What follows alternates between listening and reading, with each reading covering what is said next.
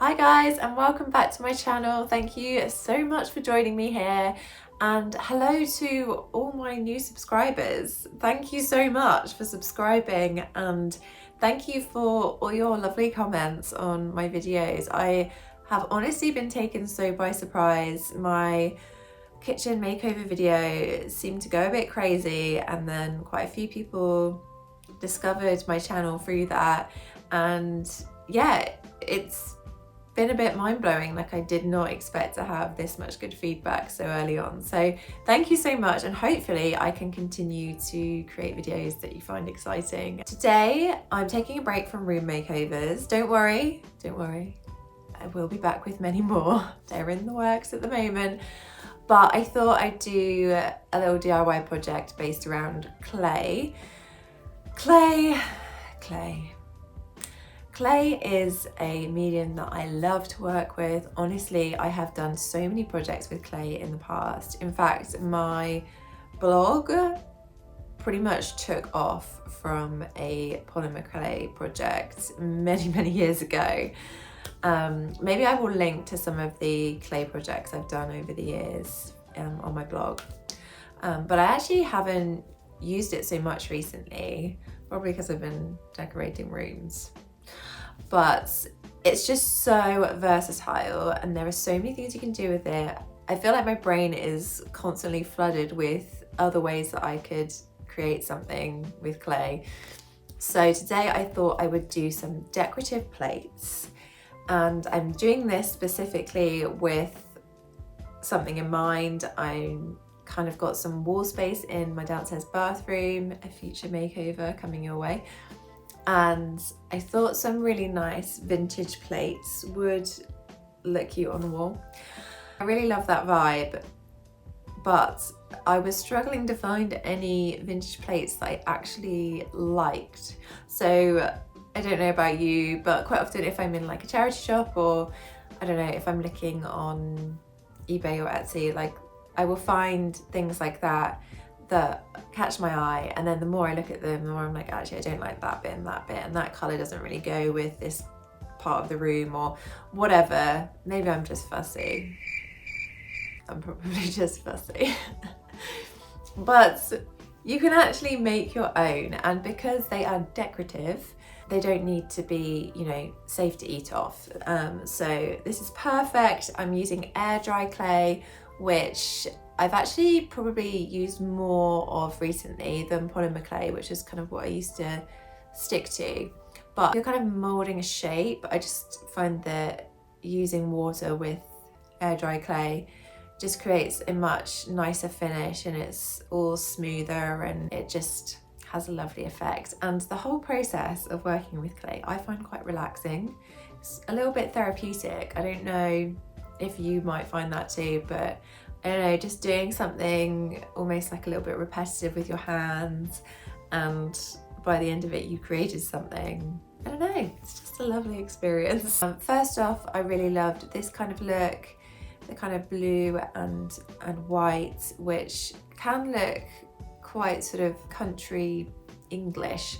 I like that vibe, so I thought I definitely wanted to do some kind of intricate floral design onto white with blue, and also that kind of was going to go well with the tile that I have going on the floor in the bathroom. And I really liked these shapes. I love scallop edges to things at the moment, and so I thought that might be a nice way to incorporate a different shape. So that was kind of my general inspiration. So let's get into the process of what I actually did to create these things.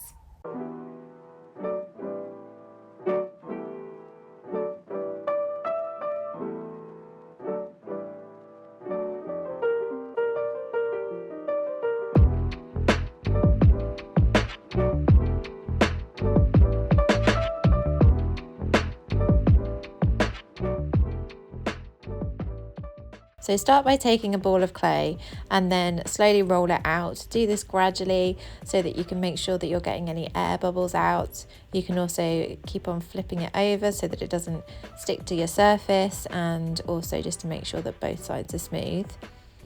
Then find whatever container, plate, tray that you want to mold your clay into, and literally place it in, and then use water. Honestly, water is your very best friend in this scenario, to just keep on wetting it and working it into the dents and areas where it needs to sit in your bowl or plate. And here I am just popping any air bubbles as well, so you can pierce them with a scalpel and then just work over them with water. When you're happy with the shape, then just cut around it with your craft knife. And once again, I can't emphasize enough how helpful water is to smooth everything down and to get it to the exact shape that you want. And don't worry, it all dries, so I'm not sure that you can go overboard on the water. Then smooth out the edges again with some more water. You're going to find a reoccurring theme here, guys. Just make sure that any rough bits or any bits that haven't quite been taken off by the craft knife are just smoothed down and gives a nice edge. Then for the inner section, I'm just literally taking another little piece of clay and I am rolling it into a really long sausage. It's quite hard work sometimes to get it going if your clay is from a packet that's already been opened a while ago. Like, obviously you seal it off and everything when you're finished using it, but even so, here I just found that adding, yes, more water really helped to get it smooth and kind of bound together without any cracks. And then trying to make it the same all the way along. And then when you're happy with it, you can place it onto your clay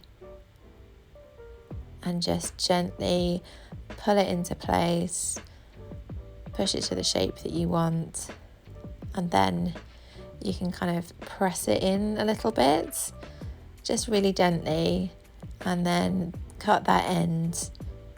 And then once again, just work back in with water. You can take your craft knife and do some slits over that joint and then put some more water over the top. All of these things help to adhere things together. So that is my first plate. And now I'm going to work on a slightly different shape. This time I'm going to use a round plate, and I'm just doing exactly the same thing as before, getting it the thickness I want, molding it into the center of the plate, cutting away any excess around the edge. And then I'm cutting a scallop around the outside. If you don't feel confident to do this freehand, you could try using a stencil of some sort or creating a stencil beforehand. But I'm just cutting away there, the shape that I want, and then going back in and making sure that everything's even and neat. And doing it like this just means that the outer section is just turned up a little bit, so just gives it that nice added detail. And then I'm just using a pin to pop little holes in each scallop, just for a nice little added detail. And then I'm taking a round cup that's a bit smaller than my plate and drawing around it with that needle, just so it's indented. And then you are ready to leave those to dry. It usually takes about 24 hours at least, maybe a little bit more. Just use something to pop underneath either end and it should pop out. Now it's time to paint your plates, and I've used Mirabeau porcelain paints because I've tried a number of different ones and these just seem to go on the smoothest and end up having the nicest finish. So I've mixed this colour. There is quite a bright blue and I wasn't sure that I wanted it as bright, so I've mixed in a little bit of black to create this deeper blue colour. And I literally have just gone around the edges to start off with, just adding in layers of the paint, because you do still need to put the paint on quite thick and then work over it. So rather than doing big strokes, you need to keep on working back over and putting a decent amount on to get a solid block colour. And then I've gone around that stencil that I did in the middle, and I'm just adding a little bit of the blue around each hole in the scallops. And these are just really simple things that you can do just to make it look really decorative and lovely. And most of these parts I've already put the indents and shapes in there for me to follow, so I'm not just doing it completely freehand. And then I wanted to put a little floral design in the middle, and I was inspired by some of that imagery that I was showing you before, so I just did a kind of combination of those things. This is the bit that is a bit more tricky if you're not so confident with painting, but you could easily just trace something, make a stencil for you to use, draw it on with pencil to begin with, and then paint over the top. But I just did this very simple flower design, and I filled in some bits with colour, added some detail, and then just kind of winged it really. Added another little section just to balance it out and make it look central.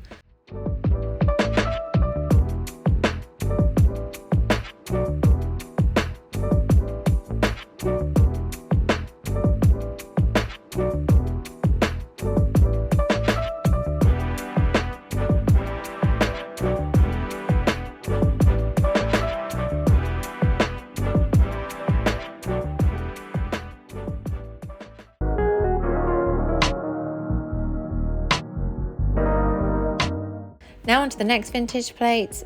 Basically start with the exact same step, rolling your clay out and then choosing what plate you want to work with, or bowl. Obviously when it's a bowl you need to be a little bit more careful with how you're working it in, and you don't want to make the clay too thin because otherwise you're at risk of it snapping in the end. But as I've done before, I'm just using water to continually work it into that shape and cutting away the excess.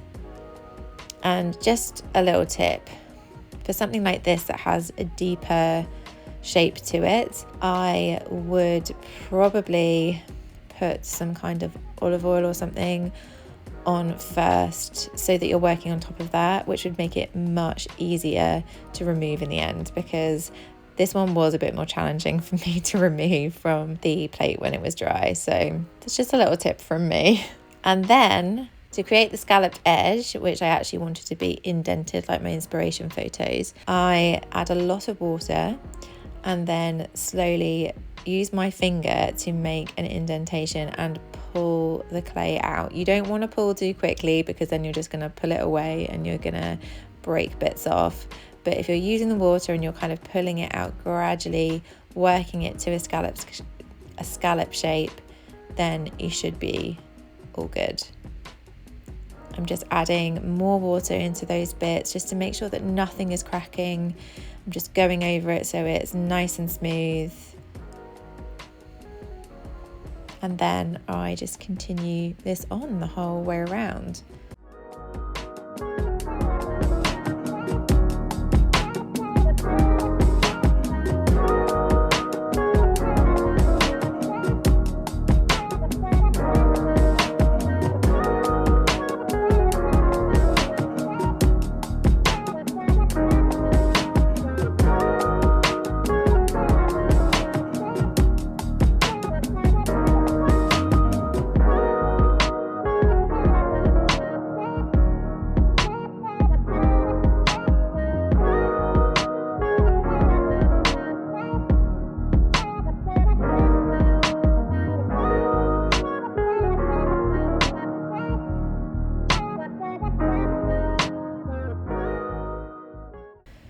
Once it was dry, I just sanded around the edges, and actually I did do this on the other plates as well, just to smooth them up and make it look more polished and professional. And then for this one, I used some gold Marabu porcelain paint, but I was a little bit worried again about the colour and it looking a bit too yellow gold. So I thought I'd try and make it a little more antique gold, and I mixed in black again. I went a bit too strong to begin with, so I had to add a lot more gold in, but I just mixed it around until I got a colour that I liked. Then I thought it was still a bit too yellow, so I actually added some red as well. Just all a bit experimental really. And then on this one, I started by going around the edges again, a bit like on the other circular one. layering up that paint once again, trying to keep it relatively thick so you get a solid colour at this point. And I will show you a different approach in just a second, but here I wanted a nice solid gold rim.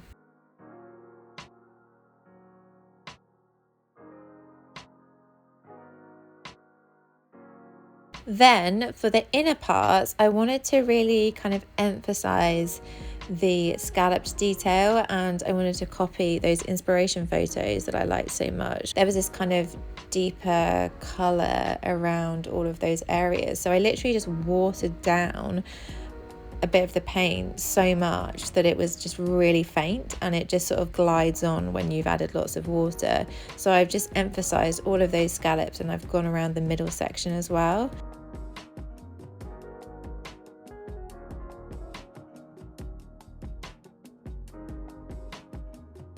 Then for some added detail, because I can't stop, I added some dots around the inner bit and then around the edge of that inner circle as well. Then I went ahead and sealed them. You don't have to do this step, but just to make sure, even though they're decorative, I just put a clear matte coat on. With actual vintage plates, you would usually put kind of hooks on the back of some description, but just to keep these renter friendly, I used command strips.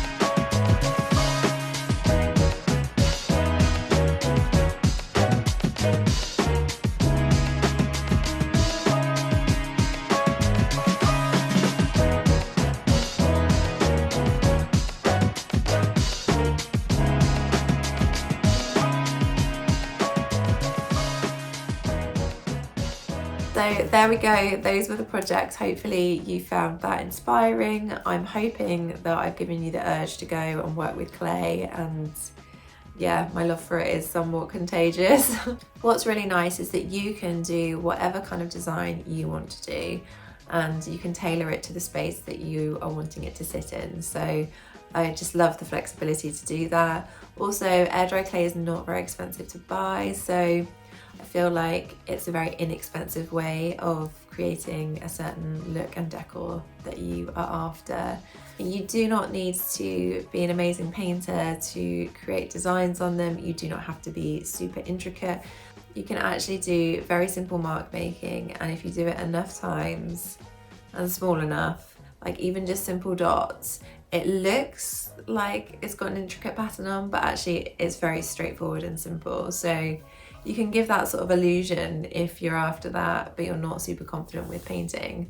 Or you could also kind of create a stencil from something that you've printed out and then go around in pencil onto the plate, and then you can paint over the top of that, just so you know that feels a bit safer. So there's lots of scope, and yeah, hopefully you've enjoyed this. If you did, please give it a thumbs up. If you love clay as much as me, let me know and tell me what you've used it for in the past. And I would really love it if you subscribed to my channel. There's a lot of DIY projects, a lot of room makeovers, interior inspiration stuff. So if you're into that sort of thing, then do subscribe. And if you want to follow along with more kind of day-to-day stuff, then follow me on Instagram at The Lovely Drawer. And yeah, I will see you next time for another room makeover. Bye guys.